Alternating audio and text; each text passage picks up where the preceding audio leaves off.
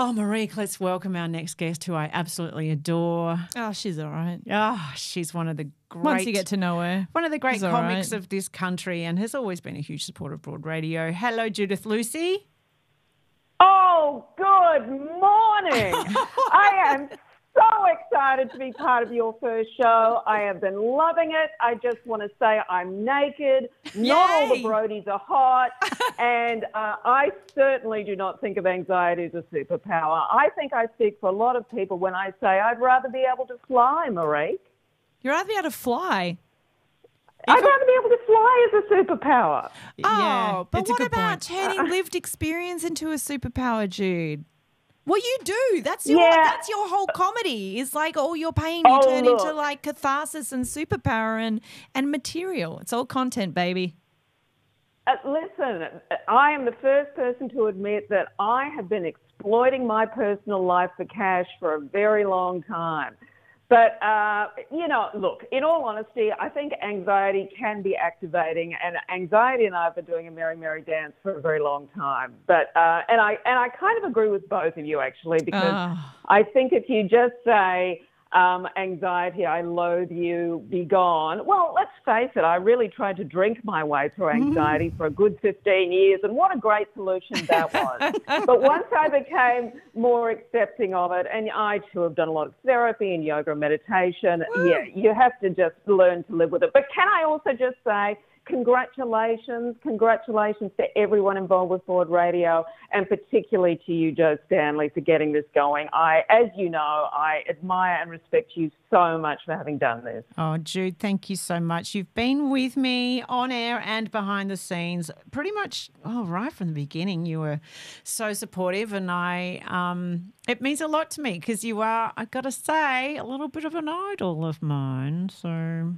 get out of town, Jo Stanley. I'm really enjoying you two just sitting here affirming each other. It's an amazing achievement. Nice. Oh, thanks. Do you know, I did once go to lunch recently with Judith Marieke, and a waiter came up and said, I have a complimentary bottle of champagne, Ms. Lucy. Oh. And I was like, why? And she said, you don't ask why. No, don't ask why. Just say thank you. What the hell? How are you feeling today, Jude, apart from being... About 4 bottles later, that was quite a luncheon Jo and I had, I must say. And Marieke, you and I have had a few of those as well. And I don't know what you're like talking about. to say the ladies that drink together stay together. So this was us all just establishing some bonds. That's right. But yes, we have got a little feelings wheel here, Judith. And I don't know. How are you feeling, Jude, apart from being naked? There's the wheel. Well, honestly, I am feeling excited because I just think you are actually, and I am so excited that I am part of something that is just brand new and that I think that women have been itching for so long. So, look, I'm just really sucking up to you. I'm going full bore. Sisterhood is global and ladies rock, but I am genuinely just excited and full of respect. And speaking about both of you. what women talking about, you've been touring with the brilliant Kaz Cook, whose book, It's the Menopause, is on every shelf of every woman I know after they'd finished reading the pregnancy book, and now they're on the menopause book. And I will be talking about Miranda July's All Fours tomorrow, but, I'm perimenopausal, and every woman my age is talking about it. And I think it is, I think, becoming a lot more of a topic of conversation than it was for generations before us and before, was just, and you are putting these conversations on the table as you and Kaz tour. How have you been finding that energy in the room and people kind of absorbing this information? Well, I have found it pretty difficult because I hate women. But once I got over that, look, the gigs have just been extraordinary because basically the audience is comprised of menopausal women, 3 husbands, and maybe 1 gay male couple.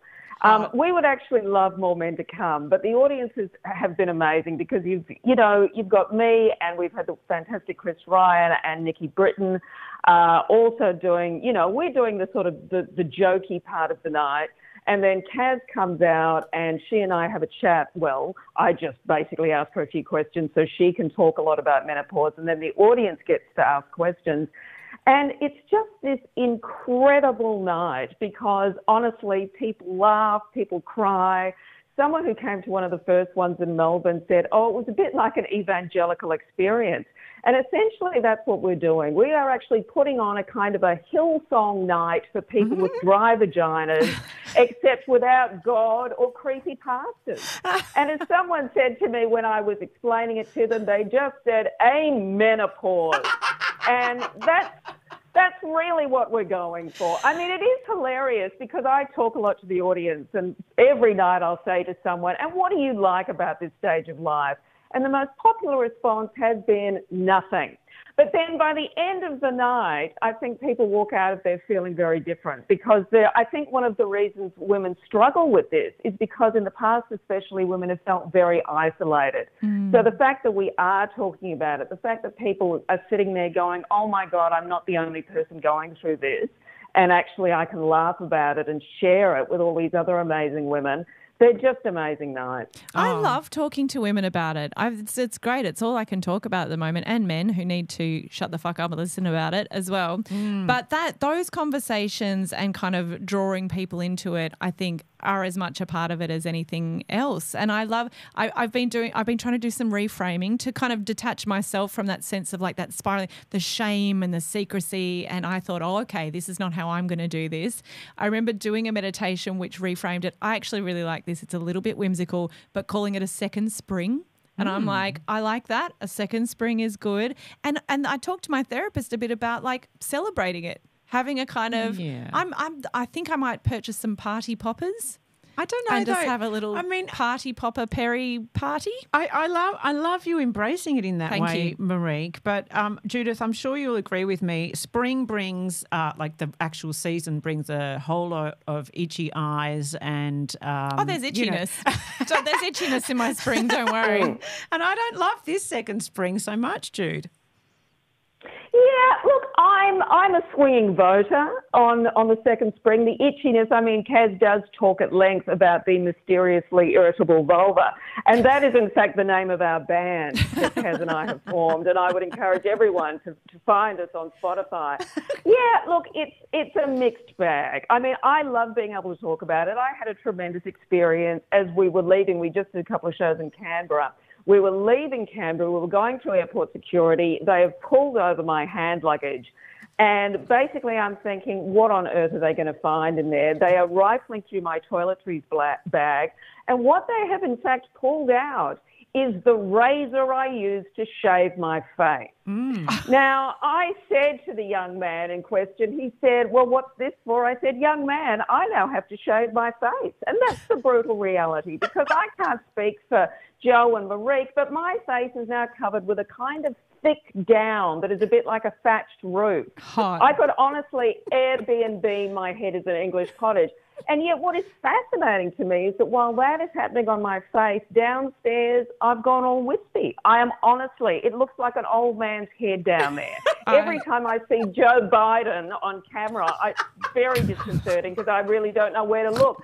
So I have never been a fan of the Brazilian, and yet Mother Nature has given me one. And this is all part of the rich and varied tapestry that is the change, that is the second spring. Second spring. And can I just say, like, on Kaz's book, and I love that you're there with Kaz, who we know from doing like so many amazing kind of illustrations and cartoons.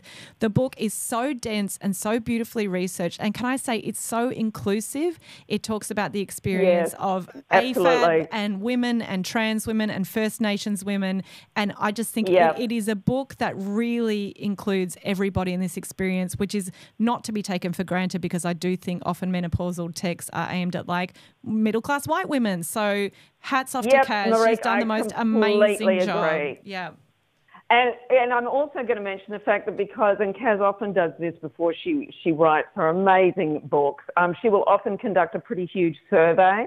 She certainly did that for women's stuff, and I think she might have done that for girls' stuff as well. So she did the same thing here. So as well as the book being this extraordinary research, and as you say, Marieke, it's incredibly inclusive, and there are phone numbers and websites in there to help you deal with everything from depression to nutrition, everything.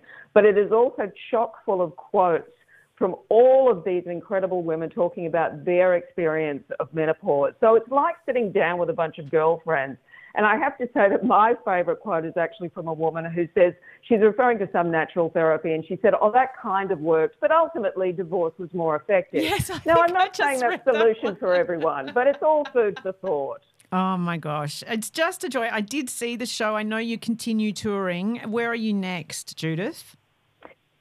So we've got 2 shows in Brisbane on Saturday night. Then we have got The Gong, Wollongong, and then we're doing the Queenscliff Literary Festival. Oh, I'll tell my mother-in-law to come to that. My mother-in-law lives in Wollongong. I'll tell her to come along. Look, I've seen it. It's Please brilliant. do, because I was just going to say Wollongong is the only place we've gone where they've gone, we don't give a shit. Oh, I'll tell Kath. Kath and Shazzy too will be super into it. I'll let them know.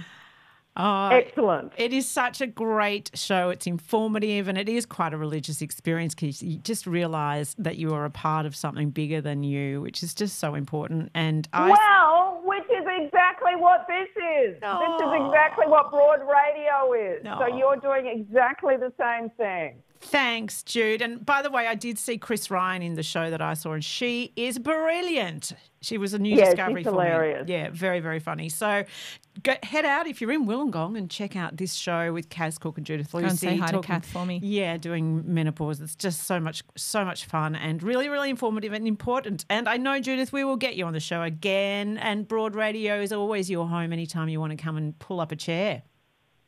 Oh, and you know, you will regret saying that, Jo, because I will be doing that whether you like it or not. And I just want to say again, ladies rock. Anyone who identifies as a lady rock, what you're doing is amazing. And God bless you and all who sail in you. Love you, mate. Love you.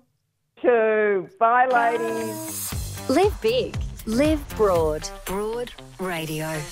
Download the Broad Radio app now to listen.